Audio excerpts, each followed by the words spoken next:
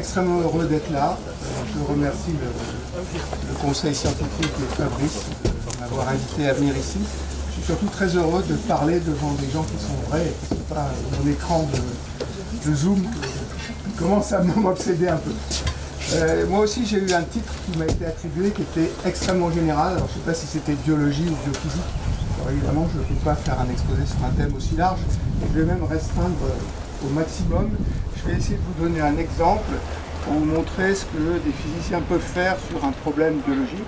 Et la question que j'ai choisie, parce que c'est quelque chose sur lequel j'ai travaillé récemment avec des gens à l'Institut Curie, c'est justement comment des flagelles ou des cils battent soit pour propulser un système biologique, soit pour créer des écoulements. Donc, ce que je veux commencer à faire, c'est vous montrer des exemples biologiques. Alors j'en ai trois. En haut à gauche, vous avez un spermatozoïde. Alors, le spermatozoïde a une cellule et puis il y a un très très long flagelle. Le flagelle bat. Alors le flagelle, c'est des filaments qui sont des microtubules. Ce n'est pas les mêmes que ceux dont vient vous parler en queue. Et l'idée, c'est que ce qui propulse les microtubules, c'est des moteurs moléculaires et ils font glisser ces filaments les uns par rapport aux autres. Donc ils créent un cisaillement entre les filaments. Si les filaments sont parallèles, il ne se passe rien. Par contre, si vous bloquez le bout, si vous essayez de les faire cisailler, vous êtes obligé de les courber. Donc ça courbe, et si vous arrivez à faire un mouvement oscillant, ben, ça fait une oscillation et ça propage. Alors il y a une onde qui se propage, elle se propage dans ce cas-là depuis la base du spermatozoïde vers l'extérieur, et c'est le mouvement du filament quand l'onde se propage vers l'extérieur qui propulse le spermatozoïde. Juste un commentaire, c'est que le cas inverse existe, c'est-à-dire qu'il y a des flagelles ou des cils qui tirent l'objet. Alors ce que m'a expliqué Michel Bornaz, qui est un biologiste de Curie, c'est que dans le monde animal, ça pousse plutôt, comme c'est le cas ici, et dans le monde végétal, ça tire plutôt l'objet. Les deux autres exemples, c'est des exemples où la nature utilise des cils pour créer des écoulements. Alors en haut, à droite, c'est une image du mucus de la trachée humaine. Il y a un tapis de cils dessus, et ces cils battent. Ils battent en synchronie, il y a une onde qui se propage à la surface des cils. Et ce que font ces cils, c'est qu'ils créent un écoulement. Et l'écoulement il est nécessaire pour éliminer tout ce qui traîne au voisinage de la trachée. C'est les mêmes types de cils, ça veut dire que c'est aussi des microtubules et ils sont propulsés par les mêmes moteurs moléculaires qui s'appellent des dinéines. Le troisième exemple, qui est la grande image du bas, c'est des cellules qui sont dans votre cerveau, dans la région qui s'appelle le ventricule. Dans cette région, il y a le fluide cérébrospinal et à la surface de cette région-là, il y a ces cellules qui s'appellent les cellules épandymères. Elles portent tous des cils. Les cils battent toutes dans la même direction et c'est ça qui fait circuler le fluide cérébrospinal. C'est important pour la biologie, contrairement à ce qu'on dit, on refabrique tous des neurones tout au cours de notre vie. Alors assez peu, mais notamment des neurones du système olfactif. Et pour qu'ils soient efficaces, il faut qu'ils soient positionnés au bon endroit. Et c'est cet écoulement du fluide cérébrospinal qui guide les neurones olfactifs qui viennent d'être créés vers l'endroit qu'il faut. Donc voilà le type de questions que j'ai envie de poser. Alors évidemment, on n'est pas les seuls à regarder des mouvements de cils et de flagelles comme ça. Il y a toute une littérature qui a été faite par des mécaniciens des fluides. Alors c'est un peu les mêmes que ceux de Bérengère ce matin, ceux qui n'arrivaient pas à résoudre le problème de la turbulence. Les mécaniciens appliqués de Cambridge, Taylor ou Lighthill, se sont intéressés au mouvement des cils et comment est-ce qu'un battement de cils peut créer un mouvement. C'est pas tellement ça à quoi je vais m'intéresser, la question qui va m'intéresser, c'est comment est-ce que, à partir des moteurs moléculaires, on peut arriver à créer une onde le long du flagelle. Alors je vais vous montrer une expérience qui montre que les moteurs moléculaires peuvent amener à des oscillations. Ça, c'est une expérience sur laquelle on avait travaillé dans l'équipe de Pascal Martin et qui avait été faite par Pierre-Yves Placé. C'est celle que vous avez avec le petit bout rouge en haut à droite. C'est une surface de verre, et sur cette surface de verre, il y a des moteurs moléculaires qui sont accrochés. Donc ils ont une queue et une tête, ils sont accrochés par la queue, donc la tête pointe vers le haut. Et dessus, ce qui est posé, c'est un filament d'actine, donc exactement les mêmes filaments que ceux dont vous voulez entendre parler. Et les filaments veulent marcher sur le filament d'actine. Eux, ils sont accrochés, et donc quand ils marchent, c'est le filament qui bouge. Et si on fait rien, on voit le filament qui se déplace comme un espèce de petit serpent sur la surface. C'est pas ça qu'ils ont fait. Ce qu'ils ont fait, c'est qu'ils ont accroché une bille que vous voyez ici, et cette bille, ils la tiennent avec un ressort. Le ressort, c'est une pince optique. Donc le filament veut bouger, ça tend le ressort et quand le ressort est trop important, les moteurs lâchent et ça revient et la bille se met à osciller. Alors je vais vous montrer l'image, on en était très fiers à l'époque. J'ai toujours mon problème que je ne trouve pas ma souris. Ce qui va me gêner pendant tout le...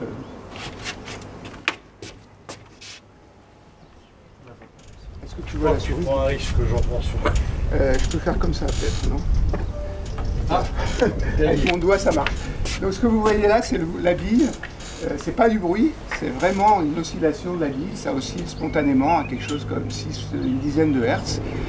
Et c'est ce genre d'oscillation, quand elles se font entre deux filaments qui sont à l'origine du battement des cils. Ce que vous avez à gauche. Le quoi?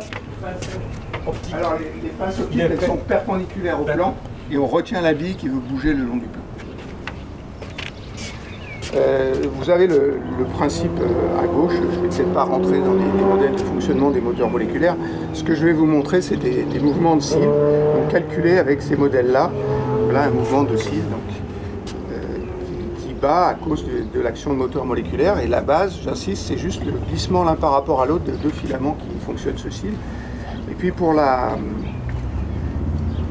les synchronisations des mouvements des cils, vous avez ici une assemblée de cils qui sont alignés. Quand ils bougent, ils créent un écoulement, ça veut dire que les cils voisins sentent l'écoulement qui sont créés par les autres cils. Et ça suffit à synchroniser le mouvement des cils. Donc ça fait une onde et puis il y a un décalage entre les cils. Ces ondes-là s'appellent des ondes métachronales. Alors je triche un peu parce que la seule façon dont on sait faire le calcul, c'est de mettre les cils assez loin pour utiliser justement les théories de style Slender Theory. On parlait en queue tout de suite. Ils ont été rapprochés pour faire l'image, mais le calcul suppose que la distance entre les cils est plus petite que la taille des cils. Ce n'est pas tout à fait ça que je veux vous montrer. Ce qui est intéressant, c'est la démarche expérimentatrice qui est de faire ce qu'ils appellent des systèmes biomimétiques, donc reconstituer des cils. Et au lieu de faire des cils avec des microtubules, je vais vous montrer comment ils ont fait des cils avec des filaments d'actine et puis un autre type de moteur moléculaire. Après, je vous montrerai brièvement un modèle théorique et puis je vous montrerai comment ça explique le résultat. Donc l'idée, c'est de faire pousser des filaments d'actine. Donc vous avez ici une surface de verre à nouveau, donc ça c'est la biochimie de la chose. Il y a une bande à droite et sur cette bande il y a des protéines qui nucléent la croissance de filaments d'actine. Donc on part de monomères d'actine qui sont en gros des sphères, ils s'accumulent pour faire les filaments, puis ça commence à être très peuplé sur cette région où ils nucléent. Au bout d'un moment ils se gênent les uns les autres, ils sortent perpendiculaires et ça fait des filaments parfaitement orientés perpendiculairement à la surface. C'est ça que je vais vous montrer.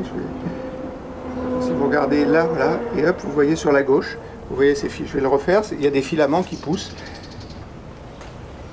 que vous voyez apparaître sur la gauche. Il y a une distribution de taille des filaments, ça décroît de façon exponentielle, et ça décroît de façon exponentielle sur une taille qui est 8 microns, quelque chose comme ça. Donc ça c'était prévu, hein, c'est ce que voulaient faire les biochimistes. La suite de l'expérience n'était pas prévue. Ce qui a été fait, c'est qu'ils ont rajouté des moteurs moléculaires, je ne sais même pas pourquoi là-dedans. Et quand on rajoute des moteurs moléculaires, les filaments s'associent, donc font des espèces de bundles, d'agrégats de filaments. Ils se détachent de la surface, donc on a des filaments qui sont détachés de la surface et à peu près parallèles, et ils se mettent à battre, comme des cils que je vous ai montré tout à l'heure. Alors c'est ça que je veux vous montrer maintenant. Donc voilà la même expérience sur une surface qui n'est plus une bande maintenant, mais qui est un cercle. Donc on fait croître les filaments d'actine sur le cercle. Puis les filaments, ils radient comme ça vers l'extérieur. Ça, c'est l'image de gauche. Et puis, ils rajoutent les moteurs moléculaires. Et ce que vous voyez sur l'image de droite, cette espèce de soleil ou de poulpe, enfin comme vous voulez l'appeler, c'est les mêmes filaments qui sont associés. Dans chacune des branches, il y a jusqu'à 1 millier de filaments d'actine. Et puis, quand on regarde, donc on prend sur l'image en bas ici, c'est un des filaments en bas à droite que je vais vous montrer. On grandit l'image sur ce filament-là, et puis il va exactement comme un film. C'est une vraie image, ça, ou c'est comment? Une simulation ou une vraie image? C'est des vraies images. Non, c'est pas du tout des simulations, hein, c'est l'image expérimentale, sauf que le film est accéléré. La période, c'est 15 secondes. Donc c'est pour éviter de passer trop de temps, mais la période est 15 secondes. La seule chose qui n'est pas une vraie image, c'est la ligne rouge. Ça, c'est pour vous montrer la ligne centrale du filament d'actine. Il est très gros à la base. Il est très fin au bout, il est très gros à la base parce qu'il y a beaucoup de filaments qui sont accrochés. Et comme il y a une distribution exponentielle, le nombre de filaments décroît exponentiellement quand je me déplace le long du filament. Donc ça fait quelque chose qui est non homogène et qui bat comme un cil. avec une facilité par rapport au scie naturel, c'est que maintenant on peut varier les paramètres comme on veut et on peut tester le rôle des paramètres, et c'est un peu là-dessus que je vais revenir.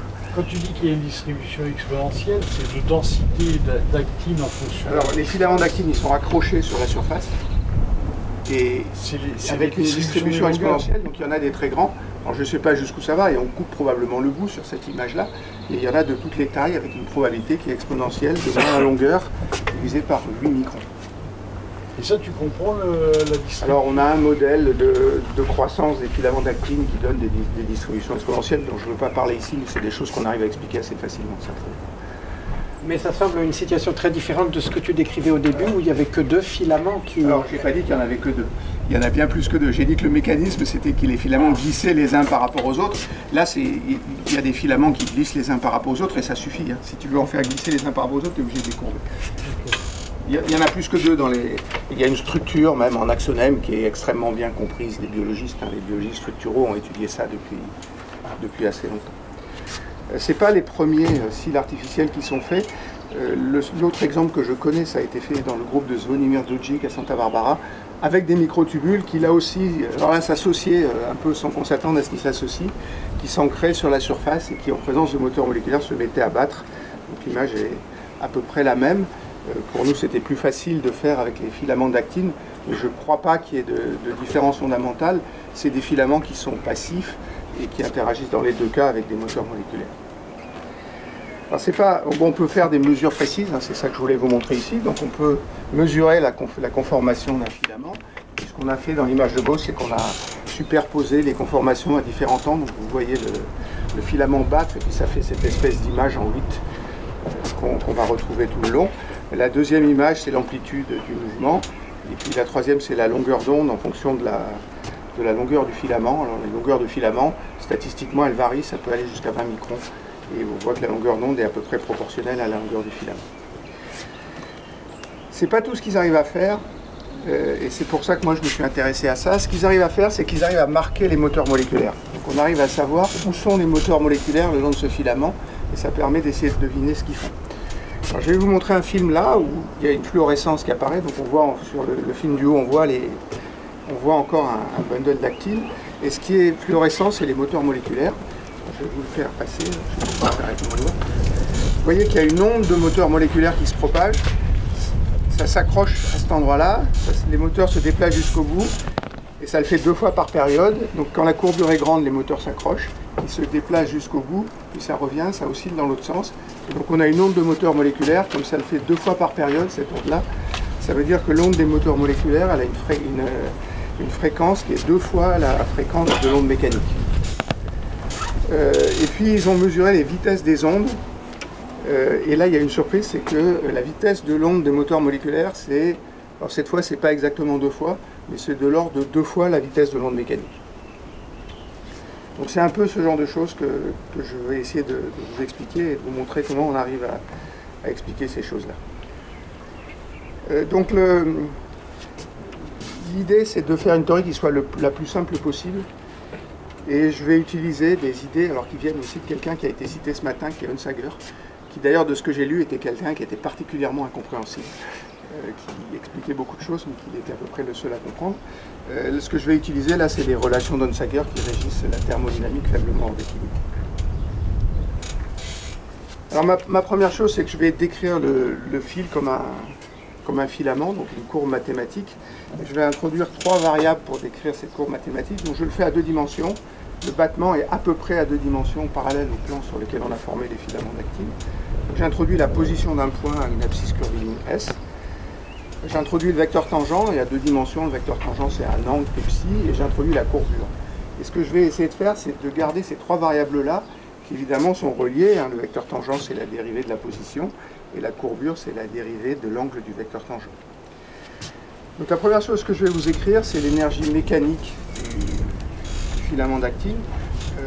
Comme le filament est symétrique, que je le courbe comme ça ou que je le courbe comme ça, c'est la même chose. Et si je fais un développement en courbure, ça c'est la théorie des beams que vous trouvez dans le Landau Edifice, l'énergie est proportionnelle au carré de la courbure localement. C'est un effet totalement local, donc c'est l'intégrale du carré de la courbure, avec un préfacteur que je vais appeler le module de courbure. Si vous voulez vous référer à ce que disait Anke, le module de courbure c'est KT pour la longueur de persistance. Ça revient à introduire KT de façon un peu artificielle. Quand on s'intéresse aux fluctuations thermiques, c'est intéressant.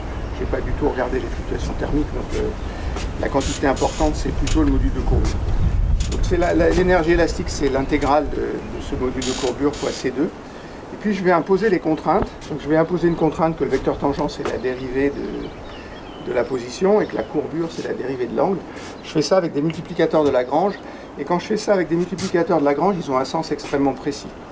Le coefficient lambda, donc qui me permet d'assurer la condition sur la courbure, c'est le couple. Si je coupe à une distance S, c'est le couple exercé par la partie du haut sur la partie du bas. Et le coefficient mu, c'est la force exercée par la partie du haut sur la partie du bas. Donc je peux faire ça, et puis je peux calculer les forces associées à ces trois variables-là. Donc il y a une force thermodynamique qui est associée à la courbure, qui est reliée au mouvement de courbure, qui est la dérivée de l'énergie par rapport à la courbure. Il y a une force qui est associée à l'angle, qui est la dérivée de l'énergie par rapport à l'angle. Et puis il y a une force qui est la force mécanique, qui est la dérivée de l'énergie par rapport à x. Donc j'ai trois forces. Dans la théorie d'Onsager, il faut que j'associe des flux. Comment est-ce que j'associe des flux? Je dis que le flux, c'est la variable conjuguée dans l'énergie par rapport aux forces que j'ai. Donc les trois flux associés, c'est la dérivée de la courbure par rapport au temps, la dérivée de psi par rapport au temps et la dérivée de la position par rapport au temps, donc la vitesse locale parallèle au plan du filament. Tout ça, ça n'introduit pas les moteurs moléculaires, et je vous ai dit que les moteurs moléculaires, c'était l'élément essentiel parce que c'est eux qui créent le battement. Alors, je vais faire quelque chose qui va vous paraître un peu abracadabrant. Je vais oublier tout ce que je sais sur les moteurs moléculaires et je vais dire la seule chose que je vais prendre en compte, c'est le fait qu'ils consomment de l'énergie. Donc ils consomment de l'énergie. L'énergie, c'est de l'énergie chimique. C'est de l'ATP qui est hydrolysé. Chaque fois qu'il y a une molécule qui est hydrolysée, je gagne une énergie qui est 25 kT. Et cette énergie-là, elle est utilisée par les moteurs moléculaires pour créer le mouvement. Et je vais dire, cette énergie 25 kT, c'est une autre force, et puis j'ai un taux de consommation qui va être un autre flux.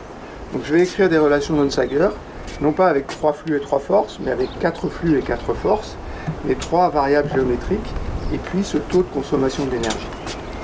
Alors c'est ce que j'ai écrit en dessous. Je vais écrire que les flux sont proportionnels aux forces, qui est l'idée d'Onsager, à l'ordre linéaire. Donc je vais écrire que dc sur dt, c'est proportionnel à la force conjuguée. En principe, il pourrait y avoir des termes croisés avec les autres forces. Je ne sais pas très bien les estimer, mais il me paraît devoir avoir un effet très faible. Donc pour me simplifier la vie, je vais garder des termes qui sont purement diagonaux. Je fais la même chose avec l'angle. J'écris que la dérivée de l'angle par rapport au temps, c'est une mobilité fois la force associée. Et pareil pour la vitesse. Et puis après, j'ai des termes croisés entre la consommation d'énergie, donc delta mu, et puis tous les flux. Et ça me donne les forces actives, ça me donne les forces qui vont créer le mouvement. En fait, il n'y en a que deux. Il n'y en a que deux parce que comme il n'y a pas de vecteur dans mon problème, il n'y a pas de force active le long de x. Donc les forces actives, elles sont le long de l'angle et le long de la courbe. Donc si je fais ça, j'ai une force active que j'ai appelée lambda AC ici, qui est proportionnelle au delta mu, c'est simplement pour me rappeler qu'elle est active. Et puis j'ai une force active lambda psi, qui est proportionnelle au delta mu. Donc ça, c'est une construction qui est un peu abstraite. Je vais essayer de vous faire sentir qu'est-ce que c'est que tous ces termes-là. Quand j'ai écrit ces coefficients lambda, c'est des mobilités. Souvent, c'est un peu plus facile de discuter l'inverse qui est le coefficient de friction. Donc je vais discuter l'inverse qui est le coefficient de friction. Donc la force statique, c'est le module de courbure. Il est formé de filaments d'actine. Si les filaments d'actine glissent bien les uns par rapport aux autres, localement, le module de courbure, il est proportionnel au nombre de filaments d'actine. Après, je vais le faire à l'envers, je vais discuter la friction associée à la variable x. Et en fait, cette friction, elle est anisotrope. Cette friction, elle est bien simple à comprendre. C'est la friction hydrodynamique, c'est-à-dire c'est la force que j'exerce sur un filament quand je le déplace dans un fluide. C'est ce que vous a expliqué Anke tout à l'heure. Si je déplace le filament comme ça, ou si je le déplace comme ça dans le fluide, je n'aurai pas le même coefficient de friction. La friction est plus grande si je le déplace de façon perpendiculaire que si je le déplace de façon parallèle. Et si je ne me pose pas des questions trop précises, le rapport entre les deux coefficients de friction, c'est 2. Donc j'ai une friction par unité de longueur avec une correction qui varie comme la longueur du filament. Et puis le rapport entre les coefficients de friction, c'est 2. Donc celui-là il est simple à comprendre. Il y en a un deuxième qui est le coefficient de friction associé à lambda psi. Ça c'est l'inverse de ce que j'ai appelé lambda psi. Je vous ai dit c'était le cisaillement, donc c'est la friction de cisaillement entre les filaments à l'intérieur. Il s'avère que celui-là, on a toutes les raisons de penser qu'il est très grand. Toutes les raisons de penser qu'il est très grand parce qu'il n'a rien à voir avec l'hydrodynamique. Il est dû au fait qu'il y a des protéines qui accrochent les filaments entre eux. Quand vous cisaillez, vous étirez ces protéines, elles stockent de l'énergie élastique. À un moment, elles se décrochent parce que le cisaillement est trop grand. Et quand elles se décrochent, cette énergie élastique-là est dissipée.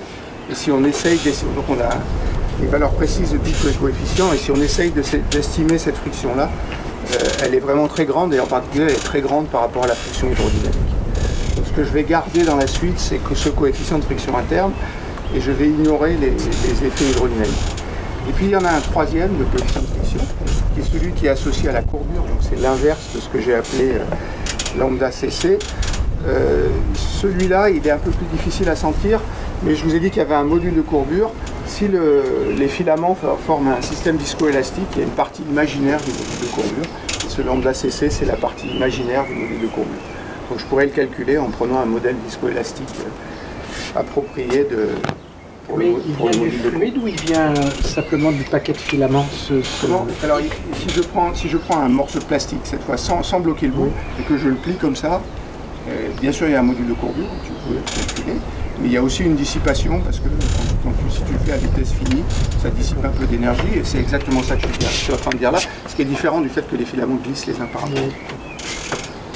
Donc voilà les trois coefficients dissipatifs que j'ai envie de mettre dans la théorie.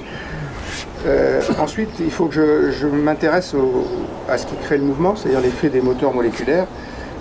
Si les forces que j'ai introduites sont constantes, il n'y a aucun effet sur le mouvement, donc il faut que ces forces-là dépendent de la position du long du filament. Donc ce que je vais faire, c'est que je vais dire que ces forces-là, elles dépendent d'une densité de moteur. Alors, en fait, dans un plan, je veux courber le filament, et j'ai deux directions pour courber le filament. Il faut exercer un couple soit dans une direction, soit dans l'autre. Et ce terme actif, évidemment, si ces forces-là se compensent, ça ne va pas tordre le filament. Donc il doit être proportionnel à la différence du nombre de moteurs qui plient le filament dans un sens, moins celui qui plie le filament dans l'autre sens. C'est ce que je vais appeler ρA ici, et le préfacteur, c'est le couple exercé par un moteur moléculaire. Donc je vais garder un seul terme actif, qui est le coefficient lambda psi, et puis je vais garder un seul terme de friction, et ça c'est parce que cette friction sur psi est très grande. Peut-être pour aller un peu plus loin, je peux faire ce que voulait que je fasse Benoît tout à l'heure, c'est-à-dire je vais essayer de vous montrer ce qui se passe pour deux filaments, parce que c'est plus facile à discuter en termes de moteurs moléculaires. Donc ces moteurs, ce qu'il faut voir, c'est qu'ils ont deux têtes. Chaque tête va s'associer sur un filament, et puis ça va essayer de faire glisser les filaments entre eux en changeant de conformation. Donc ce que j'ai décidé dessiner dans la figure du milieu, c'est les deux filaments parallèles, ils sont orientés dans la même direction. Le moteur s'accroche d'abord d'un côté, et j'ai rien mis quand il s'accroche d'un côté, et puis il y a une autre tête, et cette autre tête va s'accrocher de l'autre côté, et va essayer de faire avancer le filament. Si les accrochages au début sont parfaitement symétriques, il n'y a pas de force, la seule chose que ça peut faire, c'est faire flamber le filament, c'est ce que vous venez d'entendre, et si le filament flambe, ça va se courber. Maintenant, s'il y a plus de moteurs sur la gauche, ça va se courber dans la direction que j'ai indiquée. S'il y a plus de moteurs sur la droite, ça va se courber dans l'autre sens. Et comme les moteurs s'accrochent et se décrochent en permanence, il peut y avoir une instabilité qui fait que le filament aussi. Donc c'est ça que je décris par ma densité ρA. ρ1, ça serait la densité sur le filament de gauche. ρ2, ça serait la densité sur le filament de droite. Et ρA, c'est la différence entre les deux. Après, je peux introduire le cisaillement. Le cisaillement, c'est l'intégrale de la courbure. Vous voyez que le cisaillement, c'est l'angle à une constante. Donc, quand je parle de l'angle psi, je décris à peu près la même chose que le cisaillement qui se crée dans ce système-là. Il y a une propriété qui est importante, c'est la symétrie entre les deux filaments dans cette histoire-là. Ça veut dire que si j'échange les deux filaments, je dois avoir la même théorie. Donc j'ai des quantités qui doivent se changer en leur opposé quand j'échange les deux filaments, puis j'ai des quantités qui ne doivent pas changer quand j'échange les deux filaments. Donc si je construis une théorie phénoménologique, il faut au moins que je respecte cette symétrie. Donc en prenant les équations, je peux tout écrire en fonction de deux variables. Je peux écrire en fonction de psi, qui est l'angle, et puis en fonction de cette densité ρA. À gauche, vous avez les trois dissipations. Donc psi, c'est celle que je veux garder, qui est la friction associée à l'angle. Le terme du milieu, c'est le terme associé à l'angle. Le terme de gauche, c'est le terme associé à l'hydrodynamique. Et c'est le terme viscoélastique, c'est le terme de droite. À droite, vous avez le terme de courbure qui ramène le filament dans la position droite. Puis vous avez le terme actif. Et je vais simplifier, donc je garde qu'un seul terme à gauche, ce qui a le bon goût de me transformer cette équation du deuxième degré, du quatrième degré, en équation du deuxième degré, qui est bien plus facile à gérer. Et après, ce qu'il faut que je fasse, c'est que je décrive ce qui se passe avec les moteurs. Donc je vais écrire des équations d'accrochage et de décrochage phénoménologique des moteurs. Si vous prenez le modèle à deux filaments que je viens de décrire, c'est assez facile de se convaincre que le terme d'accrochage il est proportionnel à la courbure. Parce que si on accroche pareil sur les deux filaments, la différence est 0. Par contre, si c'est courbé, il y en a un qui est un peu plus long que l'autre. Localement, la différence est proportionnelle à la courbure. Donc le terme d'accrochage, que j'ai appelé Ka, ici, il est proportionnel à la courbure. Il y a un terme de décrochage, et puis après, il y a un terme non linéaire. Et ce terme non linéaire, on l'a un peu ajusté de façon à reproduire les résultats expérimentaux. Il est à peu près évident qu'il doit être proportionnel à la densité totale de moteur, parce que les moteurs ont une probabilité finie de s'accrocher par moteur. Et puis il faut qu'il y ait une dépendance non linéaire en ρA. La seule contrainte que j'ai là-dessus, c'est qu'il faut que je respecte la symétrie que je viens de vous parler. La quantité qui mesure expérimentalement, ce qui est marqué fluorescente, c'est les moteurs moléculaires. Donc ce qu'on voit, c'est la densité totale de moteurs, c'est pas la différence entre les moteurs qui font courber dans un sens et les moteurs qui font courber dans l'autre. Et donc on a aussi écrit une équation pour la densité totale de moteurs. Les moteurs, c'est des moteurs donc, qui partent le long des filaments. Donc il y a un transport par les moteurs moléculaires, qui est cette vitesse V que j'ai écrit là. Et puis il y a un terme d'accrochage et un terme de décrochage. L'autre effet qu'on voulait mettre, c'est ce qu'on a vu dans les expériences, c'est que l'accrochage des moteurs dépend de la courbure. Donc on voulait qu'il y ait un seuil, et pour décrire ce seuil, on a utilisé cette fonction de I qui est en dessous. Donc ça, c'est quelque chose que je ne sais pas justifier de façon microscopique, mais qui est ce qu'on voit dans les expériences. Alors, qu'est-ce qu'on a fait avec ça? On voit que les moteurs s'accrochent à l'endroit où la courbure est très grande.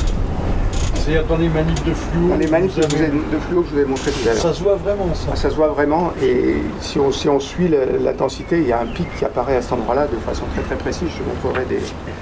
Alors c'est pas classique, et à la limite, c'est presque ça qui intéressait le plus les expérimentateurs que le battement des cils, parce que ça veut dire que l'accrochage des moteurs peut dépendre de la courbure locale, et c'est quelque chose qui n'est pas du tout classique dans la littérature. Je vais aller très vite là-dessus, simplement pour vous dire qu'après on peut faire une analyse de stabilité linéaire. Il y a un mode instable, ce que j'ai tracé à gauche, c'est le taux de croissance. Il y a un maximum du taux de croissance. Ça veut dire qu'il y a une onde qui va apparaître avec un vecteur d'onde fini. Alors c'est pas forcément ce vecteur d'onde qui apparaît, parce que j'ai fait ça sur un système infini. Si le filament est très très grand, il va osciller avec une période qui est de pi sur Q. Si le filament est plus petit, il va osciller avec une période qui est fixée par les conditions limites, et c'est ça qui va fixer la dépendance en onde. Donc après, ce qu'il faut faire, c'est résoudre ces équations de façon numérique. Donc voilà la solution de ces équations. Il y a deux images. Il y a deux images parce que je veux regarder là-dessus à la fois les propriétés mécaniques et les propriétés des moteurs. Donc l'image de gauche, l'intensité, c'est le nombre de filaments d'actine à l'endroit donné. Donc elle est grande en bas et elle décroît exponentiellement le nombre de filaments, ce qui indique aussi la largeur. L'image de droite, l'intensité, c'est le nombre de moteurs qu'il y a localement. On voit très bien que la fréquence à droite est 2 fois la fréquence à gauche. On voit une onde qui arrive et qui part à chaque fois qu'on passe à la courbure maximale. Donc on voit 2 fois par période. Et c'est ça qui fait que la fréquence de l'onde des moteurs est 2 fois plus grande que la fréquence mécanique. Ce qu'on voit ici aussi, alors ça ne se voit pas à l'œil, mais vous pouvez me faire confiance, c'est que la vitesse de l'onde des moteurs est plus grande que la vitesse de l'onde mécanique, et elle est à peu près 2 fois plus grande. Alors d'où ça vient ça? Ça vient du fait que dans l'équation sur la quantité totale de moteurs, j'ai dit que les moteurs marchaient, donc il y avait un terme de transport, c'est le transport des moteurs. On peut faire des tas de modèles microscopiques pour ça, mais de façon générique, c'est le transport des moteurs qui explique cette possibilité-là. Une fois qu'on a ça, on peut ajuster tous les paramètres que j'ai introduits aux expériences. Je ne vais pas vous embêter avec ça, mais c'est ce qu'on a essayé de faire. Et je vais essayer de vous montrer ce qu'on arrive à ajuster ou ce qu'on n'arrive à pas ajuster avec ça. Donc j'ai repris les images expérimentales à gauche et l'image de la simulation à droite. Le premier, c'est cette superposition des formes de filaments, donc ça donne cette figure en 8 que je vous ai montré au début. Alors l'expérience, la théorie c'est propre, c'est perpendiculaire à la paroi. On a imposé que l'angle était vertical à la base, et c'est ce qu'on voit dans toutes les expériences. La théorie, parfois il y a des petits heurts, on l'a laissé un peu incliné, et quand il compare, il redresse le 8 pour comparer à l'expérience. Et puis il y a deux autres courbes. Il y a une courbe qui est la concentration en moteur, qui est la deuxième courbe. Et tu vois, Didier, qu'il n'y a pas de moteur accroché jusqu'à un endroit donné. Puis à ce endroit-là, ça saute. Et puis il y a une concentration qui oscille, mais qui a une enveloppe qui est à peu près constante. Alors, ma présentation est un peu tordue, parce que l'image théorique associée, c'est pas celle du milieu, c'est celle du bas. Parce que je ne sais pas pourquoi, on les a faites comme ça, et j'ai du mal à bricoler ces choses-là. Donc celle qui est au milieu à gauche, elle correspond à celle qui est en bas à droite. Et puis la troisième image, c'est la même chose avec la courbure. Donc on mesure la courbure du filament, on mesure l'enveloppe. Au moment où les moteurs s'accrochent, la courbure saute brutalement. Et donc l'accrochage des moteurs correspond, c'est ce que dit la ligne verticale, l'accrochage des moteurs correspond bien à l'endroit où la courbure devient maximale. La théorie est loin d'être parfaite, en particulier si vous regardez à droite, la courbe de la courbure est plus douce que la courbe expérimentale, où il y a un saut de la courbure qui est assez violent à l'endroit où les moteurs s'accrochent. Pardon, l'information sur l'endroit de l'accrochage, on l'obtient par ailleurs ou on le décode de ces courbes? Alors, ce qu'on voit dans la courbe à gauche, ce qu'on voit c'est la densité de moteur, elle oscille avec le temps. On prend l'enveloppe de ça. C'est ça qu'on voit ici. Tu vois que l'enveloppe c'est à peu près 0, puis ça saute à un endroit donné. Et ça saute à un endroit donné qui est l'endroit où on voit le filament sur le pied. Ça correspond exactement à ce moment.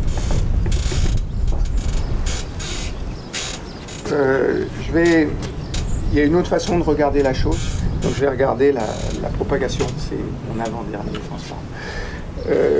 On a regardé la propagation des ondes. Donc pour les propriétés mécaniques, ce qu'on prend, c'est le maximum de courbure, et on suit le maximum de courbure quand il se propage en fonction du temps. Donc ça, c'est les courbes rouges, les points rouges en haut, et puis le point bleu, c'est le minimum de la courbure. Donc évidemment, le maximum et le minimum sont parallèles. Il y a une pente qui est bien définie, qui donne la vitesse de l'onde de courbure, qui est la même pour le maximum et le minimum.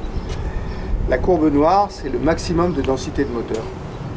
Et on voit très bien sur cette courbe-là que le maximum de densité de moteur, il a une pente qui est 2 fois la pente qu'on obtient pour l'onde de courbure, ce qui veut bien dire que la vitesse de l'onde de moteur est 2 fois plus grande que l'onde de courbure.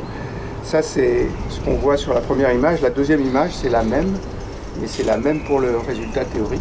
Et dans le résultat théorique, on voit bien aussi que la vitesse de l'onde de moteur est 2 fois plus grande que la vitesse de l'onde mécanique. Ça, comme je disais, ça vient à la fois du fait que l'accrochage dépend de la courbure de façon très, très violente, ça c'est ce qui donne le changement de fréquence, et puis le fait qu'on a mis un transport, et c'est le transport des moteurs qui assure cette quantité. Donc si j'essaye de résumer, je vous ai montré des cils artificiels qui pour moi sont simplement un système biomimétique qui permet d'étudier le battement des cils. Et on a bien observé deux types d'ondes, une onde mécanique et puis cette onde de moteur. Le point un peu important, c'est que j'ai jamais trop fait référence aux propriétés de l'actine là-dedans, donc mon modèle il est extrêmement général et on peut espérer qu'il s'applique bien à n'importe quel de cils. Ça demande de vérifier un certain nombre de choses. Par exemple, je vous ai dit que je pouvais décider que la friction interne était dominante sur la friction hydrodynamique.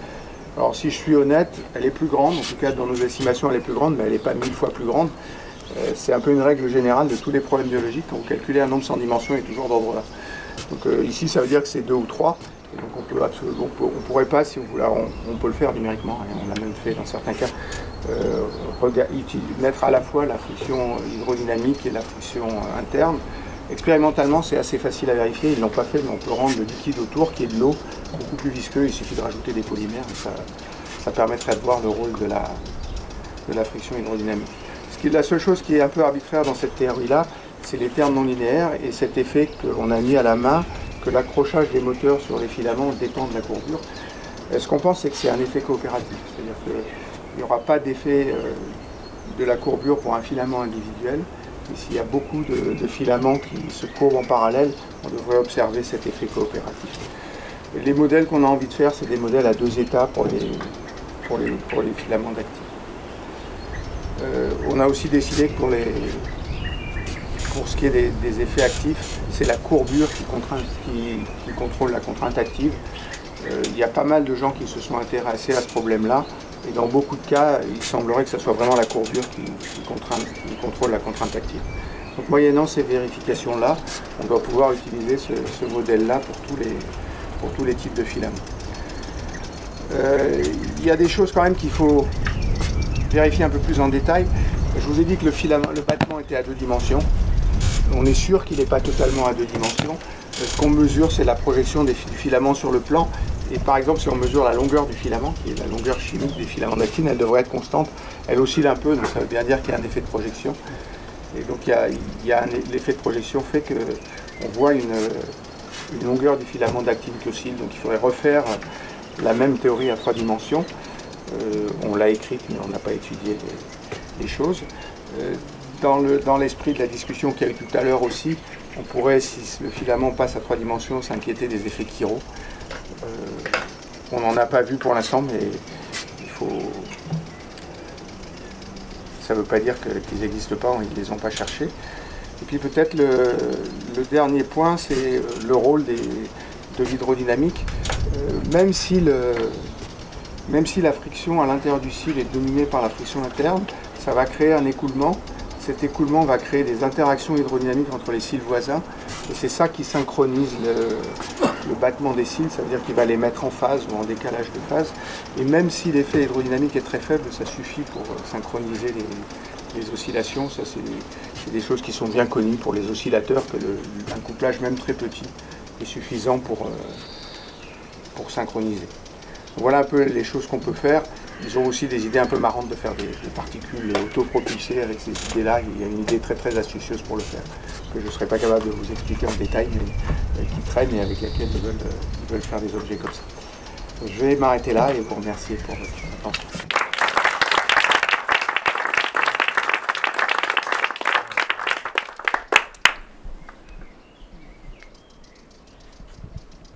Fabrice, c'est une question qui doit être idiote, mais il y a un moment, il y a un passage de réponse linéaire, là, et vous avez été très serein pour éliminer les termes croisés. Alors, qu'est-ce qui donne cette confiance? Alors, au départ, il faut que je sois très honnête avec ça. Donc, ce que j'écris, c'est des relations d'Onsager. Donc, en principe, j'ai une matrice. Oui. Il y a un certain nombre de termes de la matrice que je peux éliminer pour des raisons de symétrie et du fait qu'il y a certaines variables qui sont scalaires et qui sont tensorielles, mais il y en a encore plein qui existent de ces termes-là. J'ai pas autant les termes diagonaux, je sais vous les expliquer et je sais exactement à quoi ils correspondent. Les autres, ils sont autorisés par les symétries, c'est beaucoup plus difficile de les estimer. Je suis d'accord qu'il faudra les mettre, hein, mais l'autre argument, c'est qu'on ne voulait pas avoir une théorie avec trop de paramètres. Parce que si on met une grosse matrice, elle est 4-4, ma matrice. Enfin, il y en a que j'ai mis pour les trucs actifs, mais après, si on met trop de paramètres, ça va être facile d'expliquer tout et on n'aura rien compris. Donc, mais oui, bien sûr. Hein. Et ça veut dire qu'il faut faire un modèle microscopique qui nous permet de comprendre ces termes-là, parce que pour l'instant, on n'a pas. Ces relations mécaniques moléculaires, elles sont, enfin en tout cas les approches de modèles, ils sont transposables à des systèmes plus compliqués comme la division cellulaire, ou enfin là où on imagine qu'il y a d'autres propriétés mécaniques qui interviennent, mais est-ce qu'on comprend des choses du système via ces modèles? Oui et non. La division cellulaire, il y a plusieurs étapes dans la division cellulaire. Celle qu'on a étudiée, en utilisant peut-être pas exactement ces techniques-là, mais des techniques qui sont reliées, c'est-à-dire en faisant des modèles hydrodynamiques, c'est la dernière étape qui s'appelle la cytocinèse. C'est-à-dire après la mitose, il y a un pincement qui se fait, donc les deux faisceaux mitotiques sont séparés, il y a un pincement qui se fait, qui est un anneau d'actine qui se contracte, et puis la cellule se coupe en deux. Et en gros, ce qui gouverne ça, c'est les propriétés du cortex, qui est de l'actine, qui interagit avec des moteurs moléculaires. Et ce qu'on fait, alors en utilisant le même type de méthode pour construire des théories hydrodynamiques, c'est une théorie hydrodynamique, ce qu'on appelle la matière active. Et en l'appliquant, on arrive à expliquer le pincement uniquement avec des arguments mécaniques. Et les formes sont tout à fait comparables avec les formes expérimentales. Au moins, alors je vais être plus honnête que ça, les expériences qu'on a regardées, c'est des expériences qui ont été faites sur des grosses cellules, sur des œufs d'oursin ou des choses comme ça, et celles-là, on arrive bien à les expliquer quantitativement. Marcel? Dans les dyskinésies ciliaires, dans la clairance mucociliaire des poumons, il y a des pathologies qui affectent la fréquence des cils, du battement des cils, qui affectent la fréquence, la puissance, l'amplitude, le mouvement, différentes.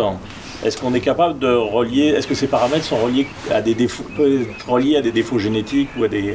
Alors, je ne sais pas répondre complètement à cette question-là, évidemment. Ce que je sais, c'est qu'il y a une partie des pathologies qui sont associées au fait que les moteurs moléculaires, il y a un défaut des moteurs moléculaires. Et ça affecte... Alors, bon, il faut le faire sur les vrais cils du coup, parce que on ne peut pas le faire sur le système biomimétique, mais dans le système biomimétique, le microtubule pousse par le bout, et il y a une partie des moteurs qui sert à amener le matériel biologique au bout. S'il y a un problème avec ces moteurs moléculaires, il n'y a plus de transport intrafilamentaire, et les cils ne battent plus. Ils ne croisent plus et ils ne battent plus. Et ça, je crois que c'est assez bien documenté. Il y a un cas que je connais où c'est assez bien documenté, qui est presque le cas d'ailleurs qui m'a amené à travailler dans la biophysique. Il y a une maladie qui s'appelle le situs inversus. Le situs inversus, c'est les gens qui ont le cœur à droite au lieu d'avoir le cœur à gauche. J'avoue que j'ignorais absolument que ça existe. Et puis, un de mes collègues à Curie connaissait quelqu'un qui avait cette pathologie-là. Apparemment, on en vit très bien. Le défaut génétique, là, les gens le connaissent, c'est qu'il y a une région dans ce que j'ai vu, c'est des articles sur la souris. Et il faut briser la polarité et envoyer, et c'est fait en distribuant de façon non uniforme entre la droite et la gauche des protéines. Et ça, c'est fait par des cils. Donc c'est des cils qui sont dans cette région qui s'appelle le node, dans l'embryon. Et c'est des cils qui... Alors ils battent pas, ils tournent, ceux-là. Et ils tournent de façon inclinée. Parce que s'ils tournaient de façon verticale, il n'y aurait pas d'effet. Donc ils tournent de façon inclinée, et ça fait un transport des protéines qu'il faut pour briser cette parité entre droite et gauche. Quand on bloque le transport à l'intérieur de ces cils-là, les cils ne tournent plus, et les protéines sont distribuées de façon uniforme, et l'embryon de souris meurt parce qu'il n'a pas fait la brisure de symétrie entre la droite et la gauche. L'expérience extraordinaire qui a été faite par un japonais qui s'appelle Hirokawa, c'est de dire, s'il n'y a plus les cils, je peux briser la symétrie en créant un écoulement. Donc il a créé un écoulement, et en créant un écoulement, il arrive à faire développer des embryons de souris de façon tout à fait normale, parce qu'il brise à la main, au moment où il le faut, la symétrie entre la droite et la gauche. Donc, dans certains cas on sait, et dans certains cas on sait. En tout cas, et moi je sais, probablement il y a beaucoup plus de choses qui sont connues que ce que moi j'en connais. Il y a des problèmes de blocage des moteurs moléculaires, il y a des embouteillages par exemple pendant les problèmes de transport. Et dans le cerveau, c'est assez dramatique, les embouteillages des moteurs moléculaires. Je crois me souvenir d'une époque où les gens ils faisaient pas mal de motility assay sur les... c'est des systèmes où tu as des tapis de moteurs et où tu poses des filaments, et puis tu regardes le filament qui... Et c'était la bande Lipschaber-Leibler. Dans le truc, il y avait des défauts. Et un des filaments bouge, il se bloque sur un défaut, et à ce moment-là, ils avaient observé toute une typologie, justement, des trucs qui battaient, des mouvements en spirale. Et là, c'est pas un effet collectif, c'est juste un filament tout seul. Et quel rapport ça a avec ça? Il y a plusieurs commentaires. L'expérience que tu décris, c'est presque la même que celle que j'ai décrite là, celle où j'avais la bille au début. Sauf qu'il n'y a pas de bille, donc ils sont partis d'une expérience où il y avait des motility assay. Après, ce qui est collectif pour moi, c'est l'action des moteurs moléculaires pour transporter le filament. Sur un filament, l'action collective des moteurs... Les moteurs moléculaires, c'est ça qui compte. Après, l'expérience que tu décris, que l'équipe de Pascal Martin voyait aussi, hein, parce qu'on ne connaissait pas l'article de Lipschaber, on avait même commencé à essayer de l'expliquer, c'est que de temps en temps, il y a des défauts mais physiques, c'est-à-dire des rugosités ou des trucs qui traînent au milieu, et le filament rentre dedans, Et puis il s'enroule comme ça en Il spirale. s'enroule autour du... Et ça il l'observait très bien. Il y avait Tom Duke qui avait fait un modèle sur Au départ, ça part d'un flambage. C'est le même flambage que celui que vous parlez en queue, sauf que c'est la motilité du filament qui exerce la force quand tu le bloques au bout. Tu le mets à sa force d'arrêt, il flambe, puis après, effectivement, il se met à tourner.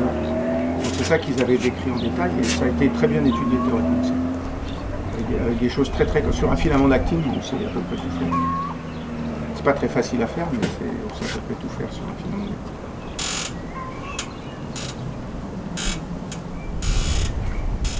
Merci Jean-François.